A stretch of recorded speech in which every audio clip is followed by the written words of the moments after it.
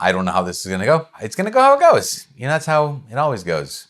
Hi, my name is Father Mike Schmitz, and this is Ascension Presents. In fact, it's not just Ascension Presents, it is Ascension Presents 10-year anniversary. And because of that, some of the producers, they said, hey, it'd be a great idea if you went back and watched your first ever Ascension Presents video. And I thought, great idea. So they sent me a link because I'm like, I don't know which one that was. It was literally 10 years ago with a video every single week. So 54, 52 weeks in a year, right? Times 10? Hey, that's, carried the one, 520. I know math. The video is called Bromance, Pizza, and Your Mom. Actually, it's funny because they didn't put an Oxford comma in there. There should have been. If I would have been in charge of the title, I would have put a comma after pizza. Because that's how, I know English. Here's the video, the first video I ever made for Ascension Presents 10 years ago. Hi, my name is Father Mike Schmitz, and this is Ascension. I'm gonna slow down. The cars are driving me crazy. What? You know? Okay. I was sorry. I say I'm gonna slow down. I was talking so slowly. For Pete's sake, brother. The cars driving by are driving me crazy. Yeah, because right outside this window is the road that is just populated by people and cars and trucks. And I remember thinking like, wait, do they hear everything? They hear all the cars driving by? I'm gonna film at a different time of the day so that I can avoid all the cars. And apparently I can't do that. So I'm so sorry. Nice beard. Nice. Well, also, okay. Hi, my name is Father Mike Schmitz, and this is Ascension Presents. First time I ever said that. That's pretty cool. Proceed, Father. I had the chance to go to a number of different events. And at each of these events, oh my goodness. A, I do not like listening to the sound of my own voice. B, I do not like listening to how slowly I'm speaking. This is driving me crazy. Whenever I listen to the Bible in the ear, Catechism in the ear, or Ascension Presents videos, even Sunday homilies, I am speeding them up to 1.5 or 2 times speed. So this is painful. Here we go. Also, okay, bro, tell us your wisdom. Wisdom. It was so great because there were at least 1 or 2 guys who I don't get to see very often, but I really connected with, these great Catholic men. And almost every time I saw these guys, someone would say, oh, look at you two. I can see you got that bromance going on. I'm like, what? You know who that was? It was Bobby Angel. What a guy. What a bro. I really dislike that term bromance. And not because of any kind of like sexual connotation to it, but it's because of this. Because I think the term bromance reveals something about our culture. We look at everything, every significant relationship or every significant love. Significant? Is that the word he used? Significant?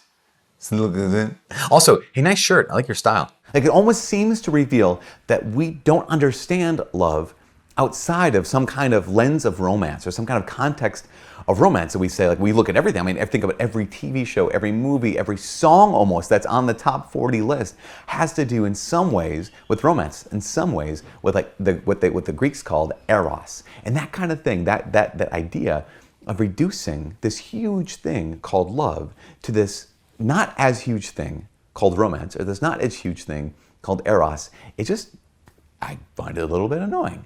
And here's why. I like where he's going with this. I speak of him in the third person because that was me 10 years ago. I don't even know. But I do agree with this. Recognizing C.S. Lewis's book, The Four Loves, right? Where he talks about eros being one of the 4 loves. Talks about storge. Yeah, that's the your mom one, which is like the love of affection, as well as philia, that brotherhood, that true friendship. And then of course, agape. Let's see what he has to say about that. You know, the Greeks would talk about this. They'd talk about eros. It's the love of desire, the love of romance, essentially. You have storge, which is the love of affection. So if you're thinking of like, what's storge? Storge is, you know, when it's an autumn day and you go home. Yeah. Like that smell of the house when you walk into your home, see your mom, you have storge for her. You have that kind of love for her. The love you have for pizza is storge. Pizza! You know, it's all these things. It. Hopefully your love for your mom is a little bit deeper than their love for pizza. And you have this thing. So this is just a style thing, that whole like deep swallow. And like, you also have this thing, okay, whatever. I'm letting it go. Probably have 1,000 other ticks. Oh my gosh, man, oh man, what a gift. C.S. Lewis, in his book, The Four Loves, has pointed this out in a really profound and really insightful way, that almost everyone on this planet experiences eros. It's in some way or another. And almost all of us experience storge in one way or another, to one degree or another. Storge, everyone experiences. Eros, everyone experiences. In fact, do I go on to mention Midsummer Night's Dream? Because if I didn't, I missed that opportunity. I believe in Shakespeare's Midsummer Night's Dream, as well as Romeo and Juliet, he wasn't elevating Eros to this massive height, like his love theater plays, but it was making fun of the fact that people fall in and out of Eros so quickly. In fact, the beginning of Romeo and Juliet, he's in love with Rosalind. He's in love with Rosalind, and then hours later, he's in love with Juliet, and 3 days later, they're dead. Shakespeare's making fun of this because everyone experiences Eros, but there's a third kind of love, philia. We're going to talk about this. My guess is we're going to talk about this. I literally haven't watched this in 10 years, so we'll see how my memory is. But he says it's very rare for a person to experience philia, this real friendship. Now, not just buddyship, or palship, but real friendship, whether between men or between women. That's extremely rare because the others are easier.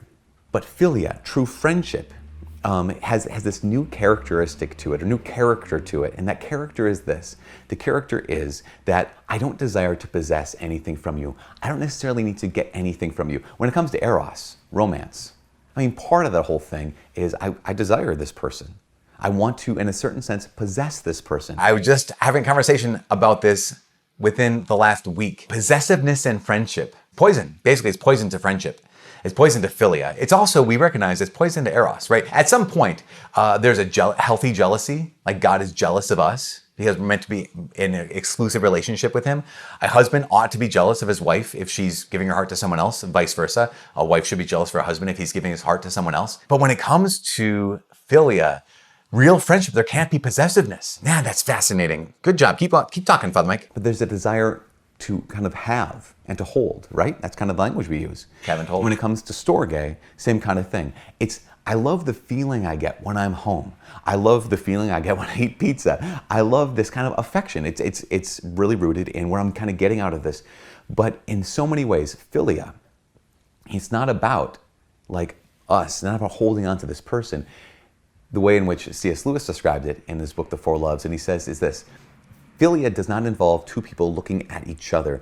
Philia typically involves two people standing side by side, pursuing the same goal. That's why I'm talking to these guys who I get to see over the course of the summer. I'm like, the reason we connect so much is because here's a man of God. I want to be a man of God. I want to pursue Jesus with everything. They want to pursue Jesus with everything. And that's why we get along. We're running the same race. And there's a certain kind of sense of getting that philia that just kind of gets eliminated when you start talking about bromance. This is the reason why that we can't watch Lord of the Rings and see Frodo and Sam be really, really close and not think, oh, is there something going on there? No, it's called philia.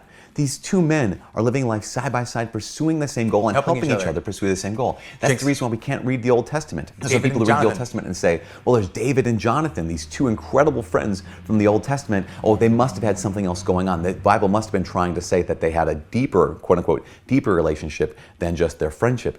But there is almost nothing deeper. That's why married couples, when they really love each other, yes, they have eros for each other, but when they really want to demonstrate to the rest of the world what they say that is, they love each other with a unique love, what do they say?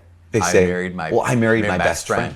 Jinx. Why? Because they're saying eros is good, and it is good. But there's something even more pure and often richer than eros, and that's philia. And the fourth love, of course, is agape, which is the self-emptying love that Jesus reveals fully on the cross and in the Eucharist. Yes. That we're all called to as Christians. Self-giving. But when it comes to philia, this natural love that can be transformed by supernatural grace, a lot of times we don't have that experience. And you might be someone who's watching this right now and you're thinking like, I wish I had that. Rare. I'm going to invite you to do this. Ask God. God is the God of love, not just of agape, and not just of storge, and not just of eros, but God is also the God of philia. Yeah, friendship. Pray to God that He brings a friend into your life, that you can pursue the same goal. I would also say this. I would say not just pray for a friend, be a friend. There is something so remarkable. I mean, just get out of yourself. And there's something about this that I think, it's really hard when you're lonely. Really hard when you're lonely to be okay to be alone. That makes sense. Hard when you're lonely to be alone. But man, oh man, there is something about just saying like, you know what I'm going to do is I'm just going to enter into life. I'm going to engage with life. I'm not going to wait around for a friend. Pray to God, yes, absolutely. But I'm also going to find something that gets me out of myself. And maybe that is another person or friendship or a hobby. Maybe it's a pet. Maybe it's some goal of some sort. But there's something that gets me out of myself because, again, C.S. Lewis talks about this, like side by side, pursuing the same goal. But if I'm not pursuing a goal, then how can I ever find a philia friend? Because Filial friendship comes from recognizing that you're pursuing a goal next to someone else. So if I'm not racing after something that actually has captured my heart, aka the Lord Jesus, then I might not ever get to the place where I meet that true philia friend. You know? I bet every one of us knows someone who no one wants to spend time with them. Maybe you and I could begin to make time for them. Because we're not the only lonely ones in the world. There are people around us who just, if we gave them a little bit of our eyeball time, right? A little bit of our heart, a little bit of our attention and affection, it can make all the difference for them. So yeah, pray for a friend, be a friend. Find something passionate, something that you want to pursue with everything you have, and then pursue him, Jesus, and you'll find sooner or later there's someone who is racing alongside you. Anyways, that's fun. A lot younger in that. Not a lot, 10 years. I'm a lot younger in that. Anyways, from all of us here at Ascension Presents, 10-year anniversary. My name is Father Mike. God bless.